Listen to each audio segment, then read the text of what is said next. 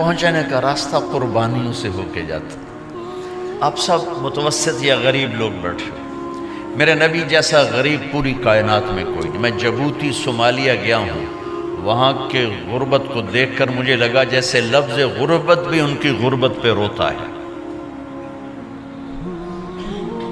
ایسی غربت میں نے پورے پاکستان میں کہیں نہیں دیکھی جو میں نے جبوتی میں دیکھی، صومالیہ میں دیکھی، کیمرون میں دیکھی، چاڈ میں دیکھی، سوڈان میں دیکھی.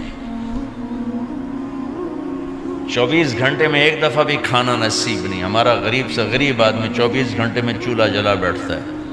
لیکن میرے نبی پر جو غربت آئی، کوئی ہے پوری دنیا میں تو اللہ نے مجھے پھرائی ہے جس کے گھر میں 2 مہینے چولہا نہ جلتا ہو. میرے نبی وہ فقیر تھے جن کے گھر میں 2 مہینے چولہا نہیں جلتا تھا. ایک رات آپ سوئے ہوئے، کبھی یوں کروڑ بدلے اور کبھی یوں کروڑ بدلے، بار بار حضرت عائشہ کے ساتھ. تو تھوڑی دیر کے بعد آپ تھوڑا سا آگے ہوئے اور چارپائی کی جو لکڑی ہوتی جس پر بان بنا ہوتا ہے اس پہ پیٹ کو یوں فکس کر کے اور نیچے لٹک گئے، دھڑ آدھا نیچے لٹک. فَكَانَ قَابَ قَوْسَيْنِ أَوْ أَدْنَىٰ. واہ واہ واہ، کیا مقام ہے. قاب قوسین، اور کیا حالات سے گزر رہے ہیں کہ یوں آدھا دھڑ نیچے لٹک گیا. ام عائشہ اٹھ کے بیٹھ گئیں، یا رسول اللہ خیریت کیوں؟ آپ اٹھ کے بیٹھے. کہا عائشہ بھوک بہت لگی، بھوک بہت لگی. اس لیے پریشر دیا تاکہ وہ جو بھوک کی طلب ہے نا میدے میں اس کو پریس کیا. اس لیے پتھر باندھتے تھے کہ وہ پیچھے چلا جائے. آپ مسجد میں تشریف فرما تھے، ایک صحابی نے کر کہ یا رسول اللہ یہ دیکھیں، کپڑا ہٹایا، یہ دیکھیں میں نے پیٹ پہ پتھر باندھا. جن کے لیے کائنات بنائی، جنہیں اپنا حبیب کہا، جن کے چہرے کی قسمیں اٹھائیں، والضحیٰ، جن کی زلفوں کی قسمیں اٹھائیں، واللیل اذا سجا، جن کے منہ سے نکلے بول کی قسم اٹھائی، وقیلہ، جن کے کتاب کی قسم اٹھائی، والقرآن المجید، جن کے شہر کی قسم اٹھائی، وہذا البلد الامین. اتنی بڑی ہستی. آپ نے کہا ذرا ادھر دیکھو. آپ نے پیٹ سے کپڑا ہٹایا تو آپ نے 2 پتھر باندھے. دیکھو میں نے 2 باندھے. کوئی ایسا فقیر ہے دنیا میں؟ دکھاؤ. عائشہ بھوک بہت لگی تو اللہ کے تو حضرت عائشہ رونے لگی. کہا یا رسول اللہ پھر آپ اللہ سے مانگتے کیوں نہیں؟ کہا عائشہ نہیں مانگوں گا، اسی بھوک میں اللہ سے ملاقات کر، نہیں مانگوں. مجھ سے پہلے میرے جو بھائی آئے انبیاء وہ اسی فقر میں گئے، میں بھی اس فقر میں جاؤں گا. اپنے گھر میں یہ دکھ رکھا، اپنی اولاد کے ذبح ہونے کو قبول کیا تاکہ آئندہ آنے والی امت کا غریب طبقہ گلہ نہ کرے، شکوہ نہ کرے، حرام راستوں پہ نہ جائے، غلط راستوں پہ نہ جائے، اور مالدار فخر نہ کرے میں کوئی بڑا آدمی بن گیا ہوں، میری اتنی بڑی فیکٹری بن گئی ہے، میری اتنی بڑی کمائی ہو گئی ہے. یہ نہ یہ بڑائی کی چیز ہے نہ وہ چھوٹائی کی چیز ہے. جس سے اللہ راضی ہے وہ بڑا ہے، جس سے اللہ ناراض ہے وہ چھوٹا ہے، چاہے غریب ہے چاہے مالدار ہے. حضرت عائشہ فرماتی ہیں بیٹا 2 مہینے گزر جاتے تھے ہمارے گھر میں چولہا نہیں جلتا تھا، چولہا نہیں جلتا تھا، 2 ماہ گزر جاتے تھے. ایک دفعہ باغ میں تشریف لے گئے، عبداللہ بن عمر آپ کے ساتھ ہیں، صبح کا وقت ہے تو اب کھجوریں گری پڑی، جو ملک نہیں ہوتی نا، کسی کوے نے ٹھونگ ماری، کسی طوطے نے اس کو ایسے ہی وہ اس کو ٹک دیا اپنی اور اس کے ساتھ چونچ کے ساتھ، تو وہ گر پڑی. اب اٹھا کے صاف کر کے کھا رہے تھے اور عبداللہ سے کہہ رہے تھے عبداللہ تو نہیں کھاتا؟ انہوں نے کہا جی مجھے بھوک نہیں ہے. آپ نے کہا عبداللہ مجھے بھوک ہے، آج 4تھا دن ہے میں نے کچھ نہیں کھایا. 4تھا تمہیں کوئی ہے جس کے ہاں 4 دن فاقہ چلتا ہو؟ آج 4تھا دن ہے میں نے کچھ نہیں کھایا.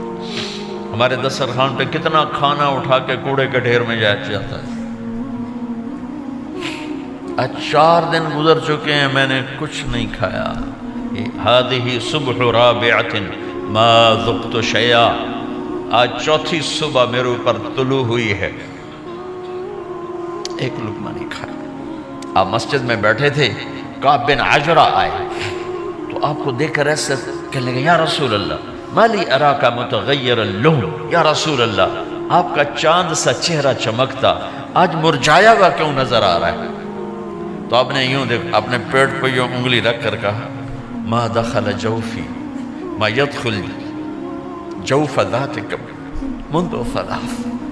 का आज 3 दिन गुजर चुके हैं, पेट में एक रोटी का जर्रा दाखिल नहीं हुआ, जर्रा, लुकमा नहीं, जर्रा, रोटी का एक जर्रा पेट में दाखिल नहीं हुआ।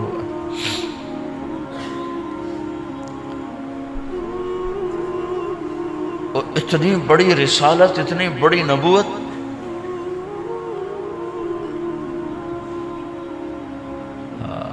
अपनी उम्मत के गरीबों की तसल्ली के लिए और अपनी उम्मत के मालदारों को सबक देने के लिए कि अल्लाह रिज़्क़ दे तो अपनी हैसियत न भूलो, और अल्लाह न दे तो अपने हबीब की कुर्बानी न भूलो। उन्होंने तो जानबूझ के ये किया, जानबूझ के, ये नहीं कि आपको कोई तंगी अल्लाह की तरफ से, जानबूझ के। और सारे घर का ये हाल है। बस फातिमा रज़ी अल्लाह तआला अन्हा से मिलने गए, कहा बेटे मैं अंदर आ जाऊँ, मेरे साथ इमरान भी हैं, एक सहाबी थे अरब सरदार, मेरे साथ इमरान भी हैं। कहा अब्बा जान मेरे घर में इतनी चादर नहीं कि अपने आप को छुपा सकूं, पर्दा करने के लिए मेरे पास चादर कोई नहीं, तो आपने अपनी चादर अंदर दे दी, कैसे पर्दा करना, तो लपेट ली। अब अंदर आए तो आपने पूछा, मैंने सुना था तो बीमार है, मैं तेरा हाल पूछने आया हूँ। तो बाप को देख के आंसू निकल आए, कहा या रसूल अल्लाह बीमारी भी है और भूख भी है, दोनों ही है, सिर्फ बीमारी नहीं भूख भी है। बड़े बड़े मुसीबतों से लड़ जाने वाले माथे पे कभी बल ना आया। बेटी के आंसुओं ने पिघला भी दिया और रुला भी दिया, आप भी रो पड़े, आप भी रो पड़े। फिर कहा मेरी बेटी न रो, वल्लज़ी बाअस अबाकी बिलहक़ मा ज़ुक़्तु मिन सलासत अय्यामिन तवाक़ा, आज 3रा दिन है मैंने एक लुक़मा नहीं खाया मैं तेरे साथ। और मेरी बेटी मैं तुम्हें बताऊं, मेरे रब ने मुझे कहा था मेरे हबीब अगर आप चाहें तो ओहद पहाड़ सोना बना दो, 10 मील लंबा चौड़ा है ओहद पहाड़, 10 मील, मैं ओहद पहाड़ सोना बना दूं आपकी खिदमत में पेश करूं। तो मैंने कहा नहीं या अल्लाह मुझे नहीं चाहिए, मैं एक दिन भूखा रहूँगा, एक दिन खाना खाऊँगा। फिर फरमाया बेटी क्या तुझे ये इज्जत काफ़ी नहीं है कि अल्लाह ने तुझे जन्नत की औरतों का सरदार बना दिया?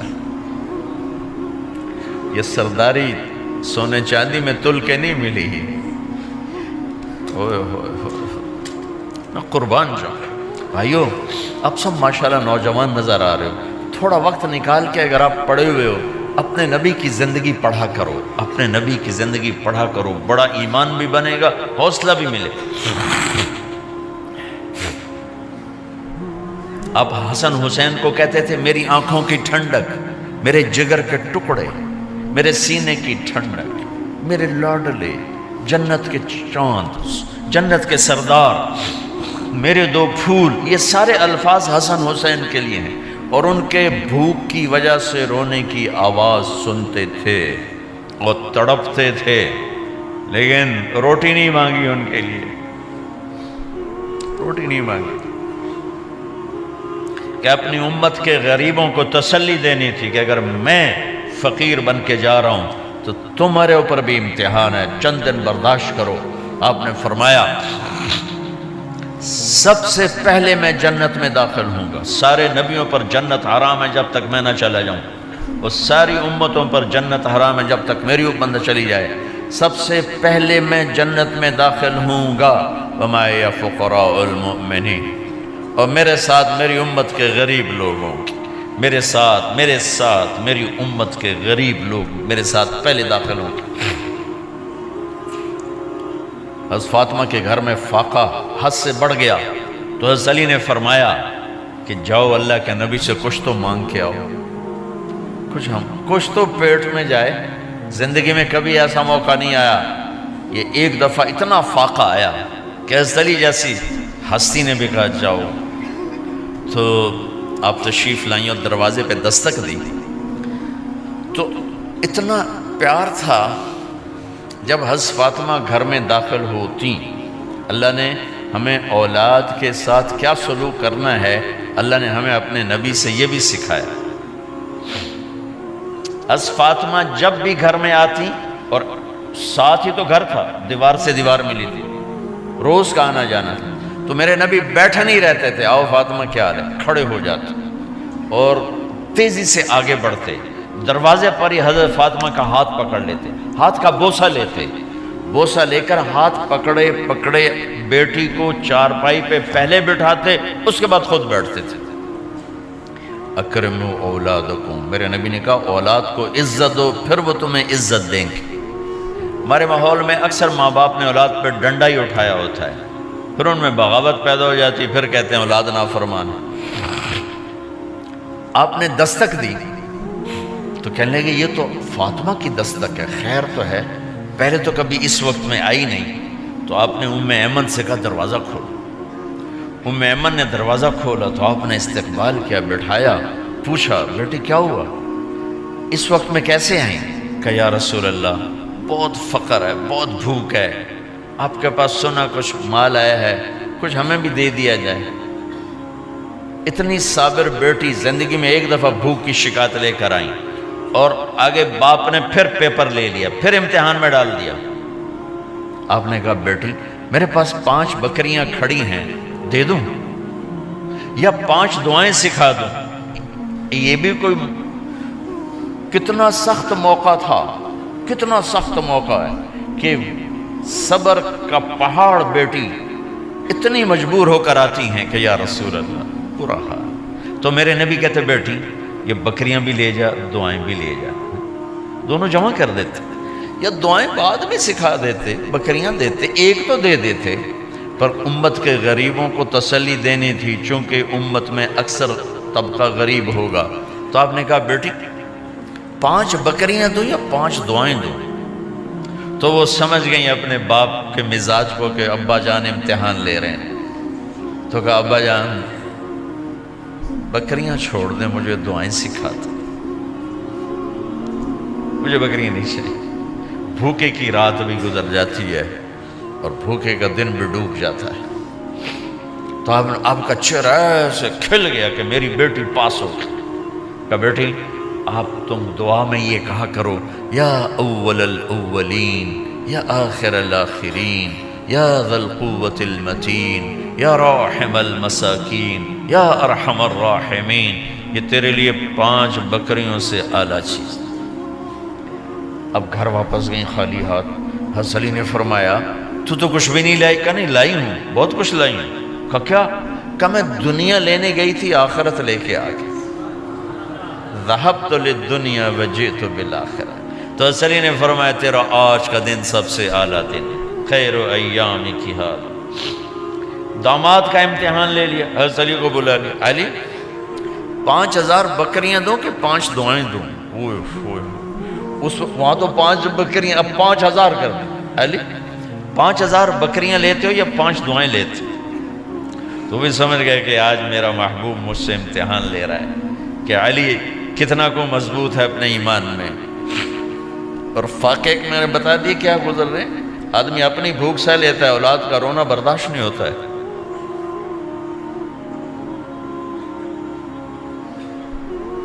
علی 5 دعائیں دوں کہ 5000 بکریاں؟ حضرت علی نے عرض کی یا رسول اللہ دعائیں سکھا دیں، بکریاں نہیں چاہیے۔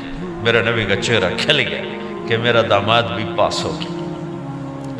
علی تو یہ دعا مانگا کر روزانہ، اللہم اغفر لی ذنبی ووسع لی خلقی وبارک لی فی رزقی وقنعنی بما رزقتنی ولا تذهب قلبی الی شیء صرفتہ عنی۔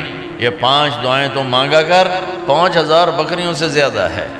اللہم اغفر لی ذنبی، اللہ میرا گناہ معاف کر، وسع لی خلقی، میرے اخلاق عالی شان کر، بارک لی فی رزقی، میرے رزق میں برکت دے، قنعنی بما رزقتنی، مجھے لالچ سے نکال دے، مجھے لالچی نہ بنا، مجھے حریص نہ بنا، ولا تذهب قلبی الی شیء صرفتہ عنی، جو تو نے مجھے دیا نہیں اس کی میرے اندر سے طلب بھی ختم کر دے، مجھے اس کا طلبگار بھی نہ بنا، کہ یہ 5000 بکریوں سے زیادہ ہے۔